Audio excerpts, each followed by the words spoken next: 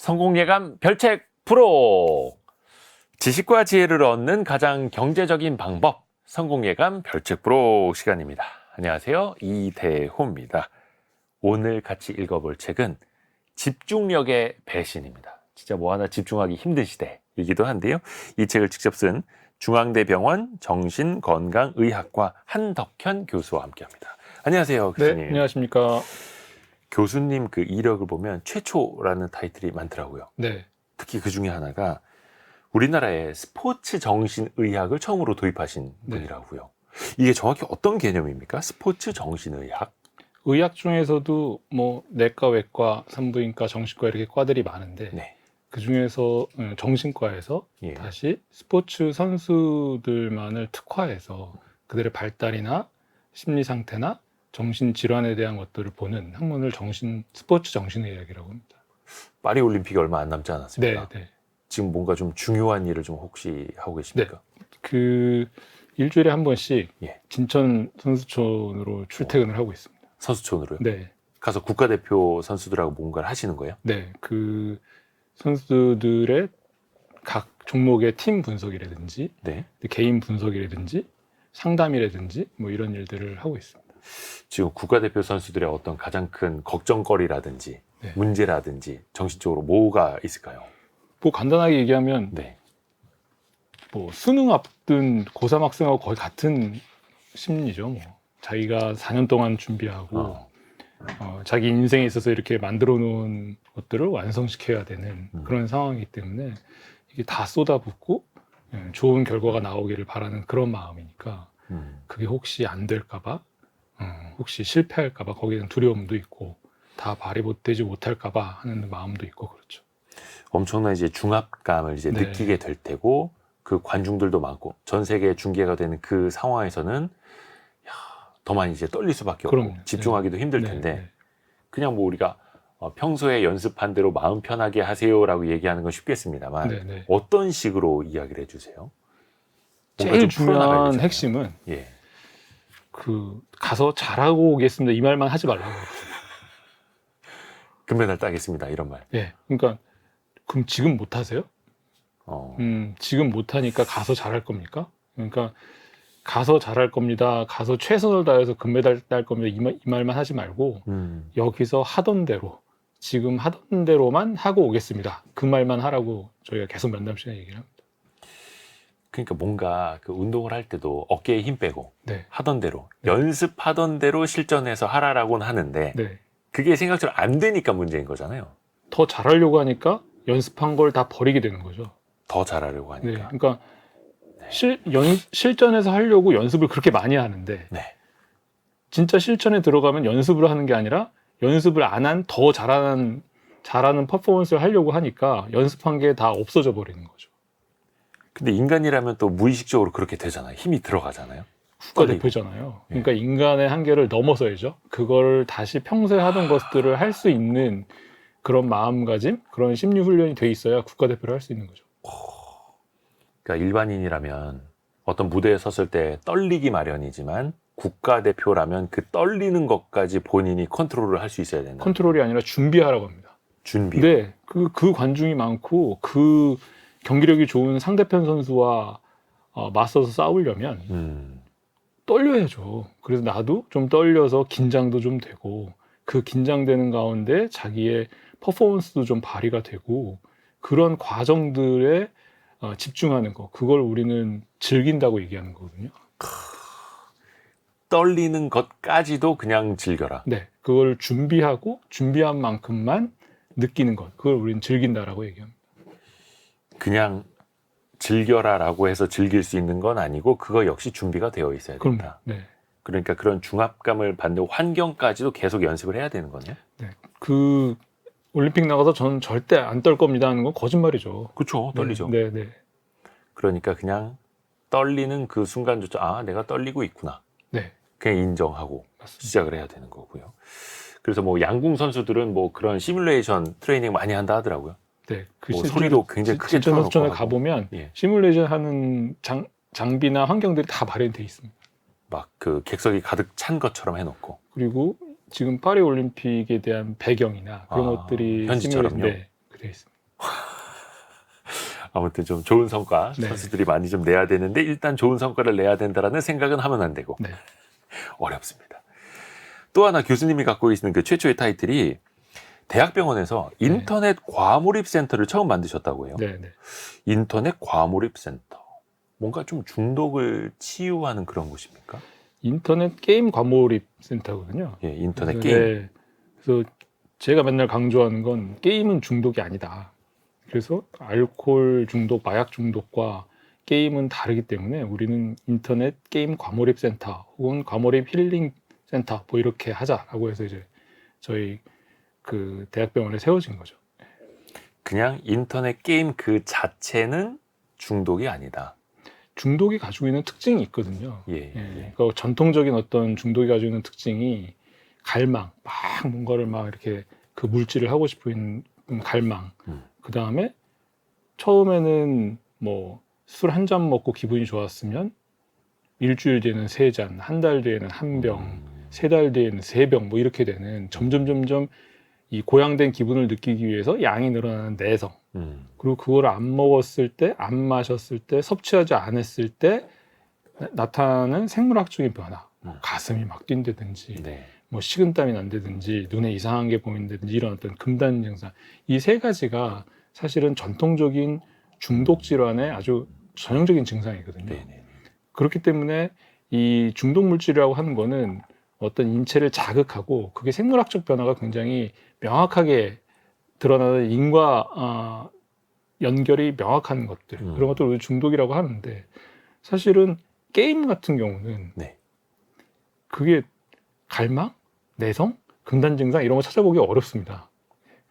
그리고 그게 게임을 한다고 뭐 뇌가 녹거나 무슨 뭐 심장이 빨리 뛰거나 하는 무슨 생물학적인 변화가 일어난다거나 그런 경우도 상당히 드뭅니다. 그래서 게임을 많이 한다는 이유 하나만으로 게임을 자주 한다는 이유 하나만으로 중독으로 몰고 가면 사실은 게임 그 밑에 게임을 많이 하는 행동 밑에 가려져 있는 공존질환이나 부모와의 관계나 혹은 그 사회에서의 어떤 고립감 이런 것들을 정작 못 보기 때문에 네.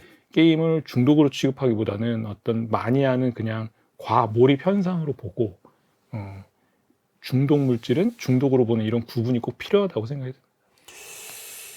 그래서 저희가 다뤄야 할 첫 번째 키워드가 바로 중독인데요. 네. 이것도 중독도 그 3가지 갈망, 내성, 네. 어떤 생물학적인 변화, 금단 증상 이 네. 이야기를 좀 해주셨습니다만은 일단 정의를 조금 더 내려보자면 집중력의 배신이라는 책은 어떻게 보면 우리가 뭔가에 몰입하고 집중할 수 없는 세상에 대해서 이야기를 좀 짚어주시는 것 같고 너무 들어가면 이게 중독되는 것 같기도 하고 근데 이게 개념적으로는 당연히 다른 거겠죠. 네. 몰입은 뭔가 좀 긍정적인 것 같고 네. 중독은 부정적인 것 같고 네. 일단 그렇게 나눠서 보는 게 맞습니까? 네, 맞습니다. 그러니까 몰입은 상당히 긍정적인 단어거든요. 예. 근데 몰입과 중독 비슷한 행동 뭐냐면 이거 뭔가 많이 해요. 둘 다. 네, 둘 다 많이 하고 거기에 대한 시간 투자도 많이 하고 딴 것을 잃어버릴 정도로 두 개의 이제 빠져든다라는 어떤 공통점이 있죠. 근데 몰입을 하게 되면 굉장히 긍정적인 결과들이 나오게 되고 중독을 하게 되면 굉장히 피폐해지는 부정적인 결과가 나온다는 가장 큰 차이점이 사실은 있는 거죠. 책에서 몰입과 중독을 고래와 고래상어로 비유하셨어요. 이거 어떤 의미인가요? 우리는 뭔가 많이 하고 자주 하고 거기에 그냥 빠져 있으면 중독 그냥 한 단어로 그냥 취급해 버립니다. 그러면 그 중독이란 단어 하나에 파묻혀서 그 밑에 있는 본질을 자꾸 못 보게 된단 말이죠. 그러니까 의사 입장에서는 모든 걸 다 그냥 중독이란 단어로 취급을 해버리면 정작 이 환자한테 주어야 하는 근본적인 치료를 놓칠 수가 있는 거죠. 예를 들면 게임 같은 경우 중독으로 봐버리면 그 밑에 놓여져 있는 공존질환이라든지 부모와의 관계라든지 이 아이의 의지력이라든지 뭐 이런 것들을 전혀 보지 못하고 그냥 게임하지 말기, 게임 못하게 하기에만 이제 포커스가 맞춰지니까 그 치료에 대해서는 정작 안 되게 되는 거죠.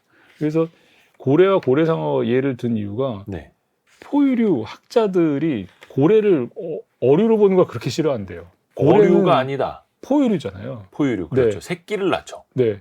그래서 젖을 먹이고. 그 고래가 가지고 있는 어떤 이 동물학적인 의미가 이게 고래가 포유류가 돼서 동물학적인 의미를 가지고 있는 의미가 되게 많은데 많은 사람들이 그냥 큰 물고기 하면 고래 이렇게 해버려도 그렇지 물에 사니까. 근데 이제 고래상어나 고래는 물에 산다는 공통점이고 크다는 공통점이 있지만 개통학적으로 볼 때는 완전히 다른 거. 하나는 어류고 예. 하나는 포유류니까. 고래는 포유류고 고래 상어는 그럼 알을 낳는 어류예요? 네, 가장 큰 어류입니다. 야, 고래와 고래 상어가 다르다는 점을 이제 정신의학 박사님한테 듣게 돼. 저도 이 중독과 몰입에 대한 구분을 하는데 예. 어떤 차이를 이제 대중들한테 얘기하는 게 가장 좋을까 하다가 막 찾아봤어요. 네. 그런데 제 머릿속에 야, 세상에서 가장 큰 물고기는 분명히 고래는 아니라고 제가 들었거든요. 그러면 진짜 세상에서 가장 큰 물고기는 뭐냐 했더니 백과사전이든 뭐 인터넷은 다 고래상어라고 딱 나오더라고요. 거기에서부터 그 의미의 차이가 있듯이 네. 몰입과 중독도 일단은 구분을 해야 한다. 네, 맞습니다. 근데 또 이게 많은 분들이 착각하시는 게 좋아하는 일을 이제 오래 하고 있으면 나 뭔가 몰입한 것 같아. 나 집중력이 좋은 것 같아. 막 이런 생각들 하지 않습니까? 네. 근데 교수님은 좋아하는 일을 오래 하는 거는 집중력과 무관하다고 지적을 하시더라고요. 네. 그것 때문에 사실은 제 외래에 찾아오는 많은 어머니들 혹은 성인 주의력결핍 과잉 행동장애 그 환자들한테 참 처음에 그 개념을 잡아주기가 되게 어려워요. 예를 들면 우리 애는요 절대 주의력결핍과 행동장애가 아니에요. 주의력에 문제가 없어요. 왜? 우리 애 뭐 블럭 맞추기라든지 자기 좋아하는 뭐 만화책 보기 게임은 한 자리에 앉아서 7, 8시간 하거든요. 근데 얘가 어떻게 집중력이 없어요라고 얘기를 한단 말이죠. 그렇죠. 예. 그리고 성인 ADHD 빠진 환자들 주식이나 무슨 뭐 코인 뭐 이런 거 할 때 계속 들여다보고 그냥 뭐 점심도 거른 채 아침 10시부터 오후 5시까지 폐장할 때까지 그냥 계속 그거를 네네네. 보고 있고 분석하고 뭐 이렇게 빠져든단 말이죠. 네네네. 근데 그거는 좋아하는 거를 소위 말해서 탐닉하는 거는 집중력이라고 보기 어렵습니다. 그거는 집중력이 아니다. 네. 그러면 그게 중독된 걸까요? 집중력의 개념을 잘 아셔야 되는데 집중력은 이 수행 하나의 일을 놓고 보면 하나의 이 일이 블록으로 놓고 보면 처음 시작부터 끝까지 쭉 이렇게 가는 거예요. 네. 근데 예를 들면 내가 여기서 팔을 이쪽으로 이렇게 옮길 때 네. 여기부터 시작해서 여기까지 가는 건 하나의 일의 블럭이거든요. 네. 근데 내가 좋아하는 걸 계속 한다는 건 난 팔을 굽히는 걸 좋아하지만 뻗는 걸 싫으면 계속 이러고만 있는 거예요. 그러니까 이 손을 뭉쳤다가 펴는 과정까지 가지를 못해요.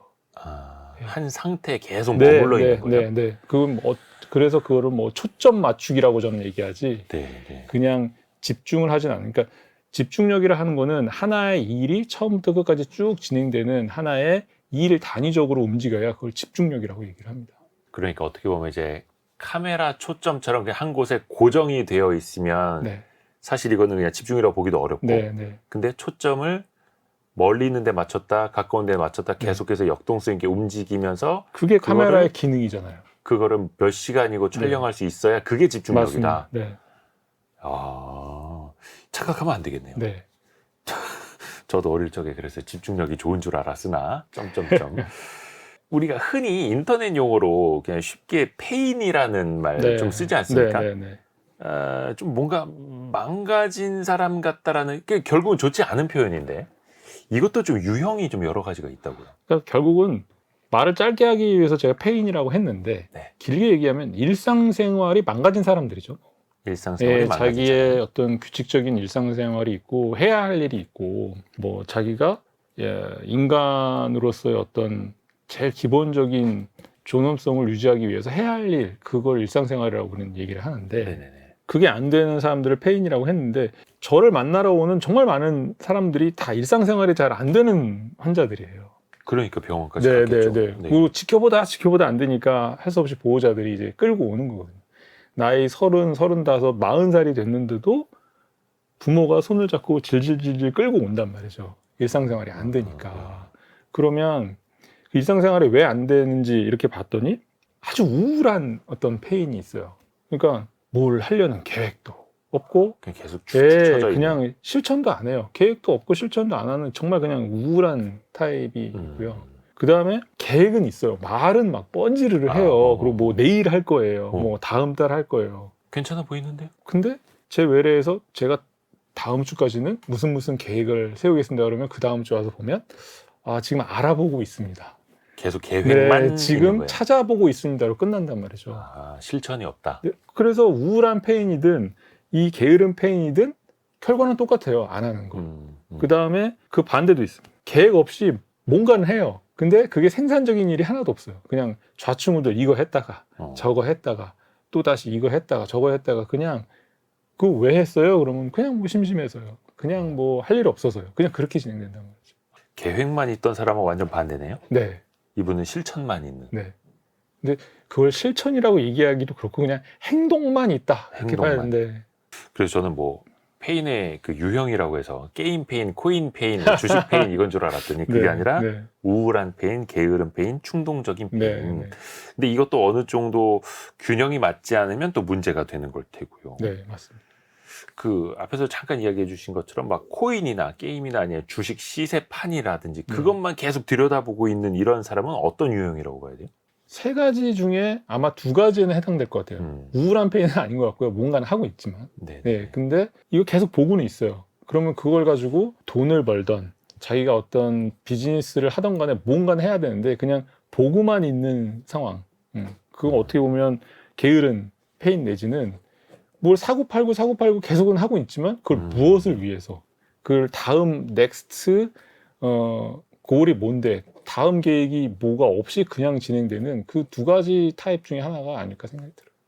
그러니까 이제 주식 투자도 사실 분석이나 어떤 그 계획 과정이 없이 매매만 하는 사람들이 충동적인 걸 수도 있겠네요. 충동적 페인. 이게 유형에 따라서 그러면 처방도 달라집니까? 네. 어떤 식으로 달라지게 될까요? 일단은 우울한 페인은 일단 아주 작은 성공이라도 해봐야 돼요. 우울한 페인은 뭔가 작은 성공이라도 아주 작은 성공이라도 해봐야 돼요. 그래서 작은 성공을 하면 일단은 주위에서 칭찬도 좀 해주고 그래 너는 할 수 있다 이렇게라도 해줘야 되는데 많은 분들이 아주 작은 성공에 대한 것들은 권하지 않고 그냥 너는 할 수 있다. 너는 뭐 무조건 될 수 있어 이런 말만 하지 이분이 아주 작은 성공을 하게끔 뭔가 구체적으로 도와주는 건 없어요. 뭐 얇은 책이라도 한 권 읽어보면 다 책 읽기는 읽었을 굉장히 때 막... 퀘스트고요. 퀘스트고요. 어려운 건가요? 네. 네네네. 하다못해 아침에 뭐 9시에는 일어나자. 일주일에 뭐 4번 이상 9시에 일어나자. 일주일에 30분 이상 밖에 나가서 무슨 뭐 마트를 다녀오던 뭐 산책을 하던 30분 이상 산책을 해보자. 이렇게 아주 작은 것부터 성공을 하게끔. 그것도 이제 성공이라고 부를 수 있는. 그럼요. 그리고 그것도 칭찬해주고요. 숨만 고르게 쉬어도 일단 칭찬해주라고 얘기하거든요. 그러니까 그렇게 얘기를 하면 부모들이 혹은 보호자 부인 되시는 분이 정말 죄송하지만 정말 잘하는 게 없는데요. 정말 칭찬할 게 없는데 이렇게 얘기를 해요. 그 숨은 고르게 쉬지 않습니까? 그러면 우리 남편은 참 숨 하나는 참 고르게 쉬어 코도 안 걸고 그거라도 칭찬해 주세요 이렇게 얘기한다니까. 밤에 침대에서 떨어지지 않고 잘 잤습니다. 일단 그걸로도 칭찬해줘라. 그게 이제 우울한 페인을 벗어나는 어떻게 보면 이제 시작. 이제 가장 중요한 걸 수도 있겠네요. 아침에 일어나는데 이불이라도 정리했다. 칭찬해줘라. 뭐 이불 정리하는 게으른 페인은 거의 뭐 만렙을 찍은 거죠 거의. 일취월장. 그러면 그 게으른 페인한테는 어떻게 해줘야 됩니까? 이게 게으른 페인은 이 말을 못 당해요. 옆에 사람이 왜냐면 뭐 내일 뭐 할 거야. 다음 주에 뭐 할 거야. 제가요 뭘 어떻게 해서 뭘 하고요. 뭘 하니까 뭐가 될 수 있어. 이게 계획에 대해서는 청산유수예요. 근데 일주일 뒤, 한 달 뒤 놓고 보면 똑같아요. 그럼 왜 안 했어요? 왜 힘들어요? 그러면 아예 하려고요 이제. 뭐가 어떻게 되고 무슨 뭐 갔더니 뭐 문을 닫았어요. 무슨 뭐 어디를 가려고 뭐 버스를 기다렸는데 마침 뭐 버스가 고장이 나서 핑계는 수만 가지가 있어요. 그래서 게으른 페인을 도와주는 가장 좋은 방법은 가장 중립적이고 이제 펌하다 그러죠. 이 딱 정해져 있는 계획과 시스템이 딱 있어야 돼요. 계획과 시스템. 계획을 짜보라고 해야 됩니까? 아니면은 어떤 못 잡니다. 처음에. 그렇죠. 예, 못 짜겠죠. 나이 30, 40 됐는데 하루 일과 짜라 그러면 못 잡니다. 근데 지키지도 못할 거고. 그게 자존심 상해서 못 짜는 게 아니고요. 인생에 있어서 별로 짜본 적이 없어요. 왜냐면 지키지도 않을 거니까 자기는 짜지도 않아요. 그러면 이제 왜 우리 학생들 그 방학 시간 계획표 짜듯이 한번 이런 걸 해봐야 됩니까? 네. 해서 그 루틴과 시스템 안에 한번 같이 작동이 되게끔 해봐야 되는 거예요. 그리고 그 시스템은 반드시 보상을 포함해야 돼요. 네. 뭔가 계획표를 짜고 지켰을 때 보상. 네, 아주 작은 보상이라도. 그리고 그 계획이 안 지켜지면 그 보상이 안 나오게끔 그래야 움직입니다. 예를 들자면 어떤 정말 유치하지만 예. 하루 종일 집에만 있는 정말 게으른 논팽이가 있어요. 네, 논팽이가 있으면 요 정도는 그래도 괜찮지 않나요? 요 네. 정도 용어는? 네. 뭐 하여튼 뭐 다시 쓰시려면 아주 게으른 사람이 있어요. 네. 그러면 부인한테 네. 밥 줘. 그럴 때 밥 주지 말라 그래요. 아침 7시서부터 7시 반, 점심 12시서부터 12시 반, 저녁 6시부터 6시 반에만 밥상 위에 밥이 올라오게끔만 해야 돼요. 그리고 그 지나면 밥이 없어야 돼요. 치워버리고. 네, 심지어 인스턴트 식품도 갖다 놓지 마세요. 집에. 밥 먹는 시간 지나서 뭐 자꾸 먹으면 안 되니까. 네. 이것도 그 사람을 어떤 시스템 안에다가 네. 들어와 있도록 할 수 있는 네. 장치가 되는 거네요. 네. 충동성 페이는 제일 어려울 것 같은데요. 어떻게 해야 됩니까? 이게 그러니까 뭔가는 해요, 이 친구들이. 이분들이 근데 이제 남들이 볼 때면 한심하죠. 왜 이 상황에서 지금 그걸 하고 있어? 예를 들면 직업이 없이 10년째 있는 40살 김모 씨가 예. 그냥 오늘 아침에는 산에 갔다 오고 어저께는 그냥 밤에 친구들하고 술 먹고 그냥 대인관계하고 네. 내일은 또 난데없이 갑자기 뭐 어디 일본을 간대요. 그러면 이 집에 있는 사람 입장에서 보면 한심하죠, 진짜. 뭐 일 벌리고 자꾸. 네. 그래서 왜 그렇게 하는지에 대한 것들을 돌아봐야 되는데 왜 그렇게 하는지 돌아봐야 되려면 이 사람이 뭔가 자기의 어떤 생각이라든지 뭔가를 이렇게 얘기하고 거기에 대한 그 사람 자기를 의견을 반영해주는 의견도 들어봐야 되고 네네네. 그 반영하는 의견을 좀 존중해야 되고 해서 소위 말한 멘토가 좀 있어야 돼요, 이분들은. 그 삶의 방향성을 같이 네. 의논할. 제 주변에도 거의 그러니까 집안에 좀 돈이 좀 있어서 네. 근데 10년 사이에 네. 사업을 한 10대 개를 벌렸다 네. 접었다 벌렸다 접었다 네. 벌렸다 하신 분이 있거든요. 네. 이런 분한테도 사실은 좀 사업을 꾸준히 제대로 할 만한 멘토가 사실은 필요한 거네. 그 멘토링이 그래서 이런 분들 중에 진짜 아까 말씀하신 대로 돈 많은 분들 진짜 많아요. 특히 2세, 3세. 그 부모님도 그때 다 날려먹고. 네네. 근데 이 부모님들이 바쁘시니까 돈은 주고 경제적으로 윤택하긴 해줬지만 네네. 이 친구가 돈을 어떻게 마련하고 이 돈을 어떻게 써야 될지에 대한 계획 잡고 이거를 플랜을 세우는 거에 대한 멘토링을 안 해주신 거죠. 네, 그러니까 이런 분들은 좋은 멘토를 만나서 멘토링을 당해주는 게 굉장히 필요합니다. 사실. 근데 이분들이 이런 우울한 페이는 작은 성공 경험과 칭찬, 네. 게으른 페이는 시스템과 루틴 네. 그리고 작은 보상, 네. 충동성 페이는 방향성을 함께할 멘토. 네. 근데 이걸 또 이분들이 따라줘야 되는데 그걸 또 끌고 오기가 좀 쉽지는 않을 것 같고요. 그래서 이 세 개를 아우르는 가장 큰 철칙은 뭐냐면 예. 내가 뭔가를 하면 편해지고 뭔가를 안 하면 불편해지게 해야 됩니다. 근데 이 페인이 계속 그 자리에 머물 수 있는 건 사실은 그 반대로 되어 있거든요. 내가 안 하면 안 할수록 편해져요. 아침에 안 일어나면 안 일어날수록 편해지고 내가 제 시간에 밥을 안 먹으면 안 먹어도 스스로 편해져요. 왜냐면 그 시스템이 그 페인이 가게끔 우리가 수동적으로 그들을 따라가 버리니까. 그러니까 뇌가 그렇게 길들여져 가는 거죠. 네. 그리고 주변에 있는 보호자들도 그렇게 따라져 가버리니까 점점 더 그 페인 구렁텅이에서 나오기가 힘들어지게 되는 거죠. 그러니까 사실 가족들도 보호자분들도 사실 그대로 놔두는 게 편하니까 또 그럴 수도 있고요. 보호자분들하고 얘기를 해보면 10명이면 9명들이 제가 안 해본 짓이 없습니다. 별의별 짓을 다 해봤습니다라고 얘기를 하는데 네. 그 별의별 짓 다 해본 거의 공통점은 페인이 안 하면 안 할수록 더 편해지는 거를 더 많이 서포트 해주는 쪽을 다 해보신 거예요. 잘못된 방향으로. 네. 그런데 하면 편하고 안 하면 불편하게 만들어야 된다. 네. 이게 사실 이게 교육이고 네. 그 방향을 잡아가는 거죠. 네. 다음 키워드는 도파민입니다. 도파민. 네. 요즘 정말 그 젊은 세대들도 많이 쓰는 표현입니다. 네.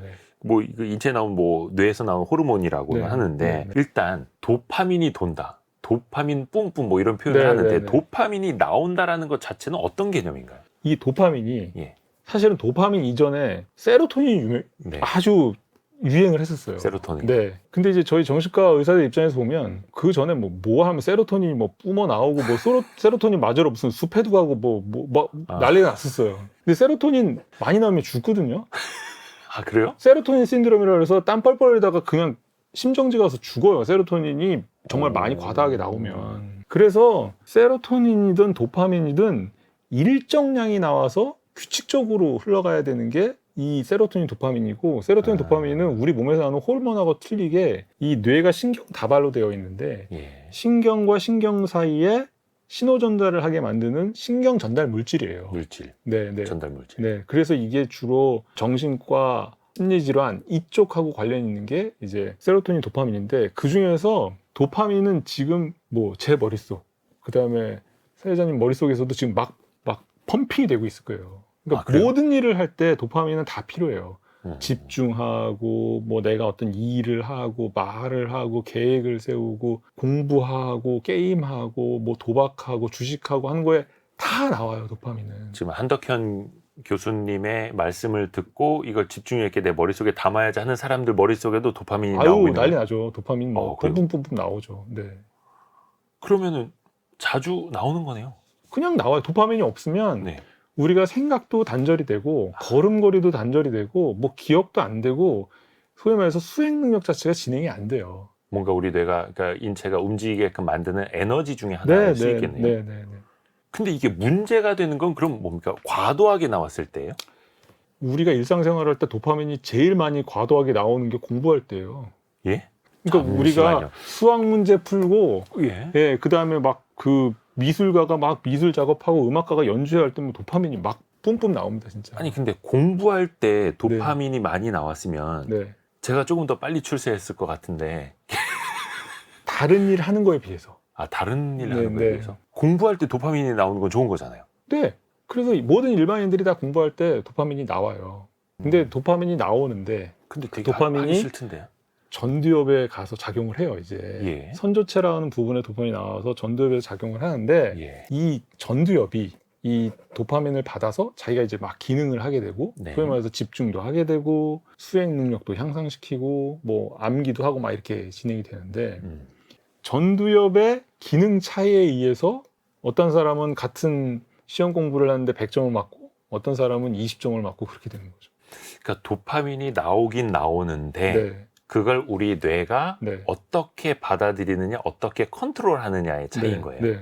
그럼 어떨 때 문제가 되는 겁니까? 이거를 소량만 도파민이 나와도 그냥 주체하지 못하면 중독이 돼버리고 이런 식이에요. 그래서 중독 물질이냐 안 중독 물질이냐가 사실은 되게 중요한데, 네. 중독 물질, 사실 화학적 중독 물질은 우리가 어떤 짓을 하는 도파민보다 10배, 100배 도파민을 분비를 해요. 그러니까 이거는 10배, 100배가 도파민 분비가 되면 귀에서 환청이 들리고 눈에서 레이저 광선이 나가 같은 막 환시, 거의 환각 상태. 네, 환각 상태에 빠지게 되는 거죠. 예, 그래서 예. 코케인이라든지 요즘 유행하는 그 메스암페타민이라든지 이런 것들을 할 때 도파민이 막 10배, 100배, 1000배 이렇게 막 선조체에서 분비가 되거든요. 그래서 그거를 우리는 진짜 오리지널 중독이라고 얘기를 하는 거죠. 가장 강력한, 네, 심각한. 네. 근데 어떻게 보면은 도파민이 많고 적음보다 중요한 거는 우리 뇌의 컨트롤 기능일 네. 테고요. 그래서 사실은 책 제목을 중독의 배신이 아니라 예. 집중력의 배신이라고 한 이유가, 이게 중독에 배신하면 지금처럼 막 도파민 많이 나오게 하자, 뭐 나는 무슨 뭐 즐거운 일하니까 도파민이 뿜뿜할 거야, 이게 그냥 사회적인 어떤 개념이 예. 그냥 딱 굳어지는 것 같아서, 그 나온 도파민을 어떻게 조절하게 만드느냐, 예. 나온 도파민을 얼마나 효과적으로 만드느냐, 그 과정이 바로 집중력이다. 그래서 그 집중력이 제대로 쓰이면 몰입에 긍정적인 효과가 나오는 거고, 아하. 그 집중력이, 그 도파민을 컨트롤하는 집중력이 부정적으로 쓰이게 되면, 그리고 과도하게 주체하지 못할 양이 가게 되면 중독이 되는 거다. 그 얘기를 하고 싶은 거예요. 약간 그 자동차 가속 페달처럼 네. 잘 밟으면 적당히 달릴 수가 있지만 네. 계속 그것만 끝까지 밟고 있으면 과속해서 언젠가 사고가 나는 네. 것처럼 차가 뒤집어지는 거죠. 이거를 이제 컨트롤할 수 있어야 네. 되는 거고. 네. 혹시 교수님은 그 짧은 영상 있지 않습니까? 네. 그거 혹시 보십니까? 저는 그 프로야구 하이라이트 볼 때만 봅니다. 혹시 스스로 멈추실 수 있습니까? 이거 짧은 네, 영상 네. 보다가 별로 재미가 없더라고요. 아니 그 중에도 막 이렇게 빨려 들어가는 거 있지 않습니까? 이제 중독되는 영상들 계속 저는 보게 되고. 그 쇼츠를 볼 때 어떻게 딱 상고를 하고 보냐면 네. 굉장히 제가 수동적이 된다고 생각을 하고 봐요. 그러니까 뭐를 뭐냐면 우리가 영화를 한 편 보잖아요. 네. 영화 2시간짜리 영화를 보면 거기에 영화 감독님들이 서론, 본론, 결론 이렇게 내가 그걸 내게끔 이 영화를 한 편을 제작을 해요. 네. 그래서 이 서론 부분이 있잖아요. 막 이게 복선이라 그래서 막 깔고 그쵸. 그다음에 이 결과 부분에는 그 등장인물이나 스토리가 어떻게 되는지에 대한 부분을 보여주고 맨 마지막에 이제 여운을 남겨서 저 주인공이 이렇게 돼서 이런 거고 스토리가 이렇게 돼서 내 안에서 그것들을 생각들이 토론하게 이렇게 만들잖아요. 네. 그게 이제 뭐 책이면 책, 영화면 영화 이런 어떤 소위 말해서 예술문학 작품들의 어떤 특징인데 그렇죠. 발단, 전개, 위기, 절정, 네, 결말. 네. 근데 쇼츠를 만든 사람이 그 결과 중에서도 제일 재미있는 부분만 딱 해서 자 절정. 요거 보고 요만큼만 웃어 그쵸. 요거 요만큼만 재미있는 거라고 해서 제가 제 주관적인 느낌을 못 갖게 해요. 이 만든 사람의 느낌만 갖게 하니까 제가 괜히 막 이 사람한테 끌려가는 것 같아서 이거 보고 꼭 웃어야 돼? 이거 보고 그렇게 네가 얘기한 것만큼 막 저기 조회수가 뭐 500만이 될 만큼 내가 그만큼 재밌어야 돼? 라는 느낌을 갖고 보니까 이걸 막 계속 밑으로 내려가기는 안 되더라고요. 그러니까 이제 발단, 전개는 없고 네. 위기, 절정 이것만 있으니까 사람들이 이제 거기에 계속 빠져들게 되는 건데 얼마만큼 위기냐, 얼마만큼 절정이냐를 정하는 것도 상당한 나의 재미인데 그것도 이미 그 사람이 정해준 위기와 그 사람이 만든 사람이 정해준 절정만 우리는 느끼게끔 하잖아요. 그러니까 사실은 재미라는 게 없는 거죠. 그러니까 저도 이제 라디오를 진행하고 네. 유튜브를 진행하는 사람 입장에서 되게 드는 고민이 네. 앞에 이제 뭐 영어로 이제 빌드업이라고 하는데 네. 발단, 전개를 해 나가잖아요. 네. 사람들은 본론부터 얘기하러 댓글을 씁니다. 왜 이렇게 서두가 기냐? 본론부터 얘기하러 고민이 드는 거예요. 그래서 어떤 성공한 유튜버들은 그냥 시작할 때부터 위기 절정으로 시작을 합니다.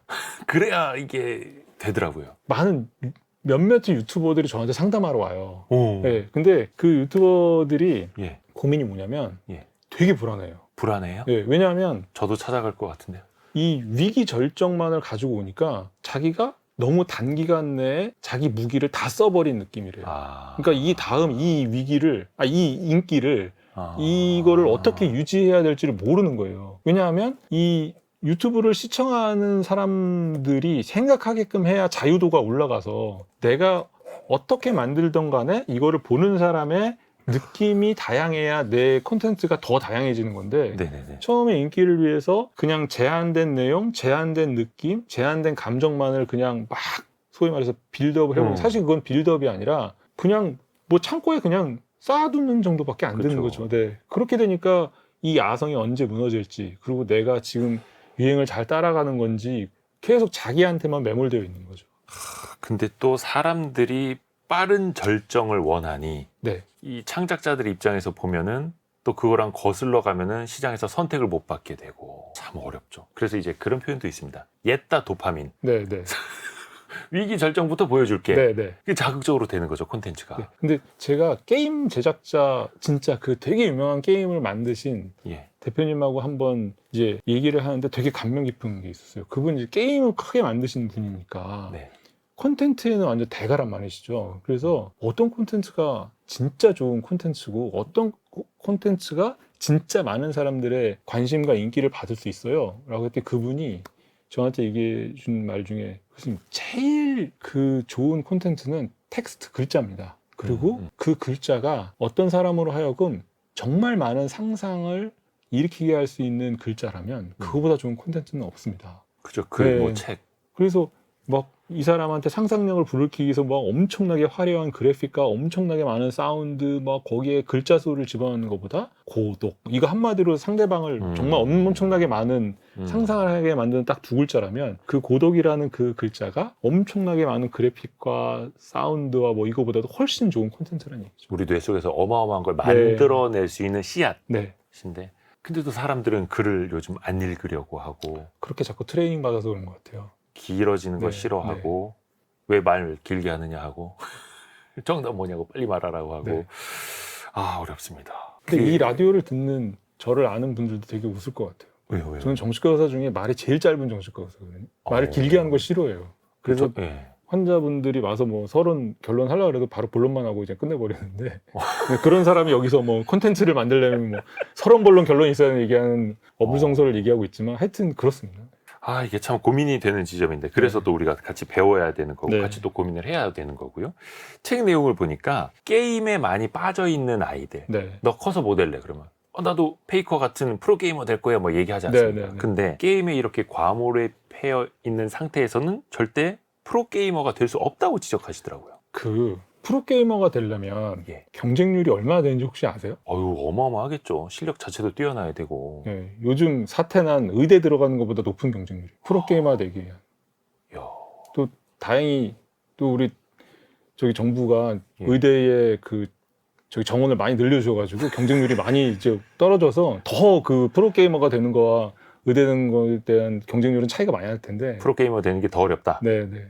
근데 이제 어떤 식으로 다른 걸까요? 예를 들어서 네. 책에도 보니까 게임을 하루에 막 12시간씩 하는 아이랑 네. 하루에 게임 한 3시간씩만 연습하는 프로게이머랑 붙여놔도 절대 이길 수 없다고 하던데요. 프로게이머. 프로게이머는 12시간 연습합니다. 아, 네. 뭐. 예, 그러니까 소위 말해서 게임 페인도 12시간 게임하고 네. 프로게이머도 12시간 게임해요. 똑같이 했을 때. 예, 그러면 게임이 중독이다라고 주장하는 사람들의 주장에 따르면 이거 12시간 하니까 둘 다 중독자거든요. 그렇잖아요. 게임 많이 단순 하니까. 비교하자면. 예, 12시간 단순 하니까 비교하자면. 단순 비교하자면. 근데 프로게이머는 게임을 할 때 전두엽을 이용해서 하고요. 이 게임 페인들은 게임을 할 때 전두엽을 잘 이용 안 해요. 그냥 아까 얘기한 도파민 나오는 선저체 부분에서 도파민만 조금씩 뿅뿅 나오고 그거를 수용하는 전두엽이 별로 활성화가 안 된단 말이죠. 그러니까 이 프로게이머에 있어서는 게임은 하나의 어떤 뭐 공부 혹은 바둑 혹은 음악 하는 악기 뭐 이거 같은 자극물이 되는 거고 그거를 수행하기 위해서 전두엽이 아주 활발하게 이제 움직이는 거고 게임 팬에 있어서는 이걸 그냥 말초적인 어떤 즐거움만 주는 거 그 다음에 해보고 마는 거 그 다음 계획은 없는 거 이런 것들로만 계속 반복되는 그런 차이를 보이는 거죠. 그러니까 이 도파민을 활용하느냐 아니면 도파민에 네, 끌려다니느냐 맞습니다. 이 차이인데 네. 그러면 그 차이는 뭡니까? 내가 스스로 컴퓨터의 전원을 끌 수 있으면 되는 겁니까? 어떻게 이거를 좀 프로게이머는 활용을 해요? 프로야구 선수하고 똑같은 시스템에서 훈련을 받습니다. 음.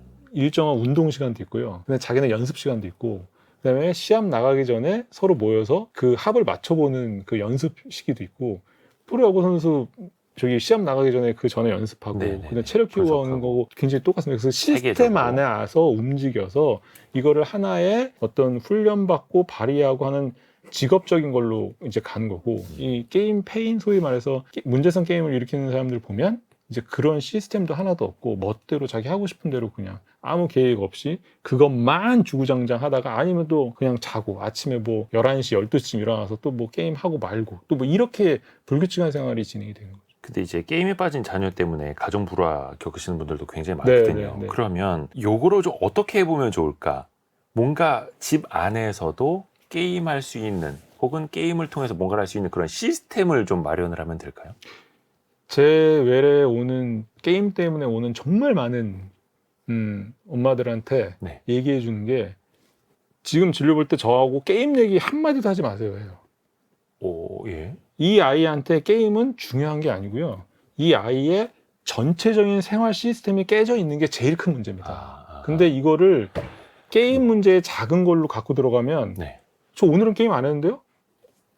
2주 전부터 게임 안 했는데요? 일주일에 게임 2시간씩밖에 안 했는데 그걸로 애가 다 게임 문제로 몰아가 버리면 얘의 정상적인 일상적인 생활을 돌아오는 게 불가능합니다. 상담을 할 때도 하나의 포인트에 매몰되지 말고 네, 종합적으로 봐야 되는 거네요. 일상적인 생활로. 네. 그 부모님들이라면 그런 고민 많이 하셨을 텐데 이 아이에게 공부를 게임하듯이 좀 할 네. 수는 없을까? 네. 게임을 공부하듯이 할 수는 없을까?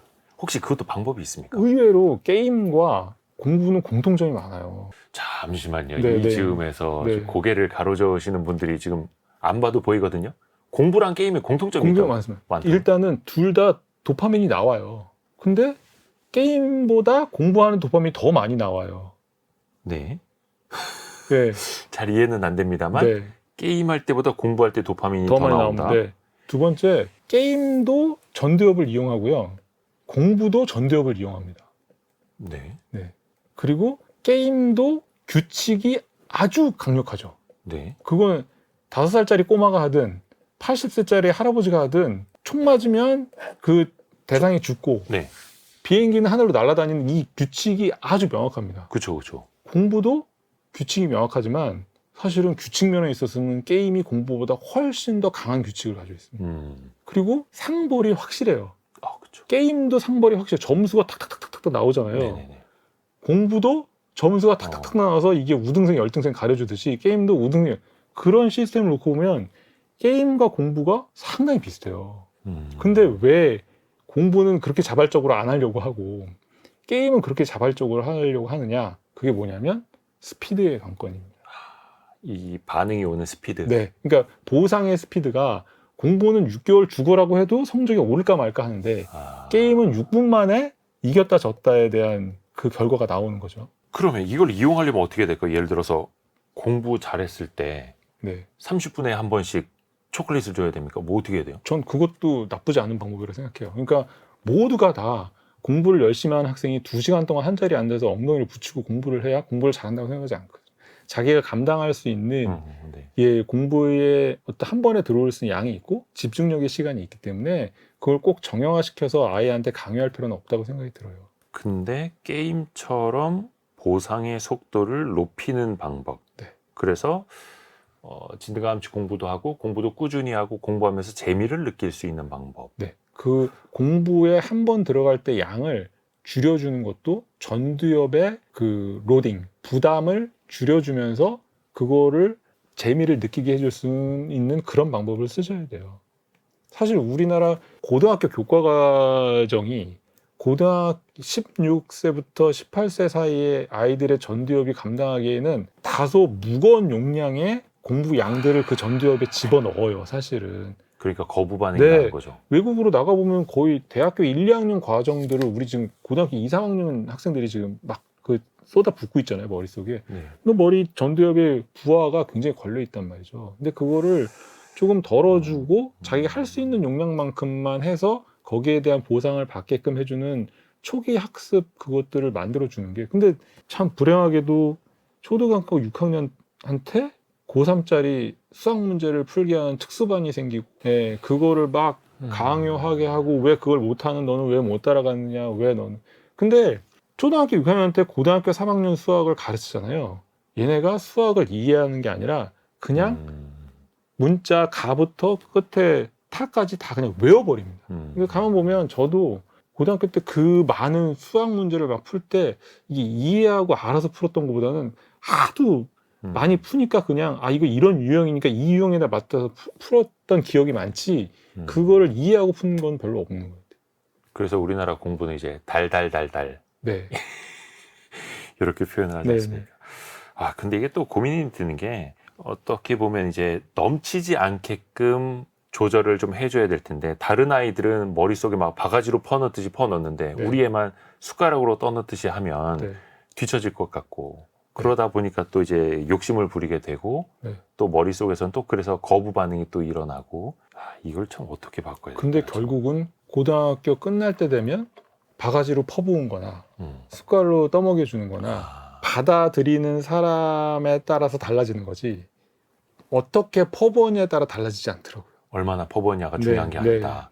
어떻게 받아들이고 그걸 소화를 해냈느냐. 그래서 얼마나 자기 주도로 즐겁게 공부를 했느냐가 중요한 거다. 근데 그거를 보고 있는 부모는 불안에 미치는 거죠. 초조하죠. 불안에 미치는 거죠. 다른 애들 지금 학원 5개, 6개씩 다니고 있는데 막 이렇게 되고. 근데 이제 학원을 간다고 애가 나갔는데 학원에 있는 게 아니라 학원 밑에 있는 PC방에 계속 있는 확률이 더 높은 거죠. 그렇죠. 학원에서도 이제 형광등 쳐다보고 있고. 그 또 하나 고민이 되는 지점이 그 ADHD, 과잉 행동 장애라는 거고 요즘에 많은 사람들이 나 ADHD인가? 우리 애가 ADHD 아닌가요? 막 이렇게 또 고민을 하세요. 요건 좀 어떻게 구분해 볼 수 있을까요? 거의 뭐 ADHD가 거의 뭐 국민 질환이 됐어요, 지금. 그래서 뭐 아이들뿐만 아니라 성인들도 성인 ADHD 때문에 그래갖고 거의 뭐 열풍이 불고 있거든요. 실제로 그런 환자가 많아지는 거예요? 좀 외래로 오는 환자들이 늘어나죠. 근데 실제로 외래 와서 진료를 해보면 정말 성인 ADHD 확률은 그렇게 막 지금 늘어나는 수만큼 많지는 않아요. 근데 ADHD 그 자가 검진표를 갖고 뭐 인터넷에 떠도는 거나 이런 걸 보면 그걸 해보면 10명 중에 9명은 난 해보면 ADHD야. 성인도 마찬가지고 아이들도 마찬가지고요. 실제로 그런 겁니까? 아니요. 근데 그 설문지 자체가 보면 ADHD처럼 생각이 들게끔 하는 거 물어봐요.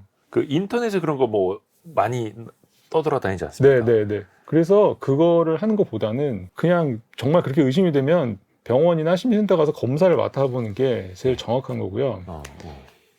제가 본 환자 중에 자기는 틀림없이 ADHD래요.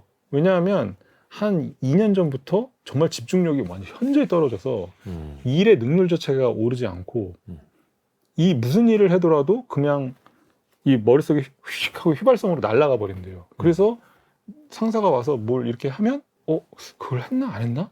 가만히 있어봐요. 그럼 보면 안 해놓은 거예요. 깜빡했네. 그럼 막 야단 맞고 이게 계속되니까 저는 틀림없이 성인 ADHD입니다. 그러고 왔어요.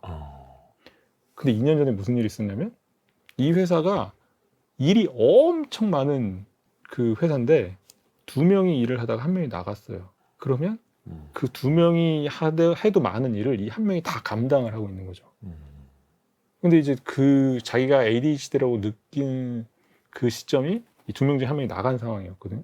그래서 아니 그러면 일의 양이 많아서 그런 거 아닌가요? 라고 했더니 그럴 수도 있겠네요. 그러니까 자기가 그걸 못 느끼는 거예요. 감당할 수 없는. 네. 그러니까 감당할 수 없는 일의 로딩, 감당할 수 없는 데이터가 들어와서 그게 자기가 감당할 만큼만 담고 있고 나머지를 다 뱉어내는 건데 그 뱉어내는 현상을 보고 나는 ADHD 이렇게 느끼는 분들 되게 많아요. 어떻게 보면 이제 환경 때문에 네, 그렇게 될 맞습니다. 수밖에 없는 네. 건데 본인의 머리, 뇌부터 또 걱정을 하게 네, 되고요. 또 누구나 그렇게 또 되는 것 같습니다. 네. 이 책에서도 그 중독과 몰입 사이에서의 균형을 찾아야 된다라는 이제 강조를 하시고 그게 또 이제 부제로도 네. 붙어 있는데 이 균형을 찾으려면 네. 무엇을 해야 합니까? 어디서부터 어떻게 시작을 해야 될까요? 제일 중요한 건 이 능동성입니다. 능동성. 네. 그러니까 아까 몇 번 이야기가 나왔지만 중독으로 가는 가장 큰 이유 중에 하나가 수동적인 거거든요. 그러니까 그걸 하면 내가 기분이 좋아질 거야. 그걸 하면 내가 그냥 편해질 거야라고 해서 그 물질이 나를 기분 좋게 해주고 그 물질이 나를 편하게 해준다라고 해서 그쪽으로 자꾸 가는 거거든요. 의존하게 근데 네, 그건 수동적인 겁니다. 능동적인 난 이걸 해서 내가 성취를 해서 내가 기분이 좋아질 거야. 난 이걸 완성해서 내가 이 완성감을 느껴서 나는 좋아질 거야라는 능동적이냐 수동적이냐에 대한 것들이 되게 필요하고요. 또 하나는 이 완성되는 어떤 것들이 좀 생산적이어야 됩니다. 소비적인 일이 아니라 생산적인, 그러니까 생산적인 일이라고 한 게 그럼 과연 뭐냐면 그 다음 스텝 혹은 그 다음 과정, 그 다음 목표가 또 생각나게 하는 것들이 생산적인 일들이거든요. 네. 그러니까 예를 들면 내가 지금 뭐 40대 초반에 뭐 과장인데 예. 진급을 하기 위해서 영어 학원을 다시 등록하고 다니는 건 이 영어 학원 다니는 건 굉장히 생산적입니다. 생산적인 일입니다. 왜냐하면 내가 진급을 하고 그쵸. 회사에서 또 다른 일을 하기 위한 거고.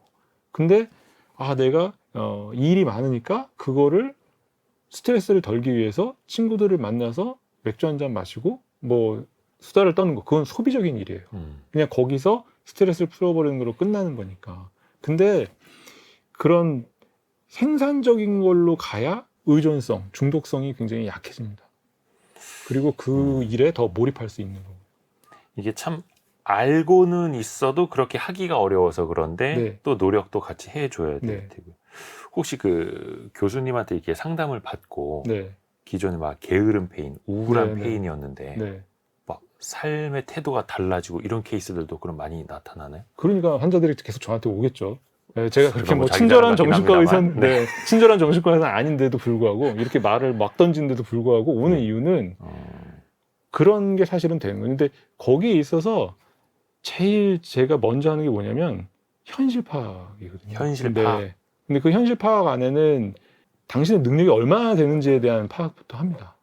그러니까 근데 정말 많은 사람들이 오해를 하고 있어요. 네. 이거 뭐냐면 난 이미 뭐 나이 들어버렸고 이미 뭐 나는 뭐 대학도 못 가고 그냥 뭐 어줍지 않은 회사 들어와가지고 그냥 뭐 이렇게 그냥 살다가 그냥 뭐 이렇게 끝난 거 아니겠어요? 근데 여기서 제가 무슨 뭐 미래를 보고 뭐 희망을 가져 이렇게 해서 그냥 계속 소비적인 생활만 계속 되니까 가족을 주로 있는 부인이라든지 뭐 나이 드신 부모님이라든지 계속 이제 한심하게 보는데 그분들의 공통된 특징은 특히 나이 드신 부모님이 하는 말 중에 제일 많은 거는 어렸을 때 참 똘똘했는데 어렸을 때 참 똑똑했는데 근데 제가 농담처럼 그렇게 얘기하거든요. 자기 자식 중에 안 똑똑한 놈이 어딨냐고.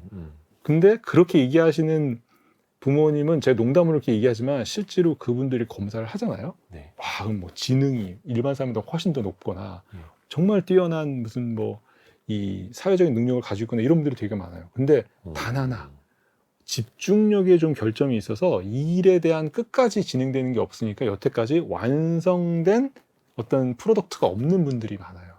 그랬을 때 누구누구 씨 이게 당신은 기본적인 잠재 능력이 이 정도고 그 다음에 그 사회적인 능력은 이 정도인데 이 집중력에 대한 이 부분만 보완을 하면 앞으로 당신의 프로덕트가 이만큼 늘어날 겁니다. 그러면 이제 해봅시다라고 해서 치료가 시작이 되고 뭐가 되면 좋아지는 경우들이 엄청 많습니다. 현실 파악부터 시작하자. 가끔 이제 우리 한덕현 교수님은 좀 뼈 때리는 말씀도 하실 것 같은 그런 상상도 가끔이 듭니다. 아니라 매일 하고 있습니다. 마지막으로 네. 이 집중력의 배신, 한덕현 교수님의 신간, 이 책을 관통하는 핵심 구절을 좀 부탁드려 볼게요. 직접 좀 읽어 주시겠어요? 네. 어떤 질병이든 마찬가지지만 중독 역시 하루아침에 증상이 금세 회복되지 않는다. 인내심을 가지고 꾸준히 치료해야만 목표대로 회복할 수 있다. 이 과정에서 가장 중요한 것은 눈에 보이는 증상을 치료하는 것은 물론 환자의 자존심을 회복하고 독립심을 고취시키는 것이다. 이로써 중독에서 벗어나 몰입이라는 새로운 삶으로 나아가는 길을 터줄 수 있다. 몇 가지 키워드가 다 녹아 있네요.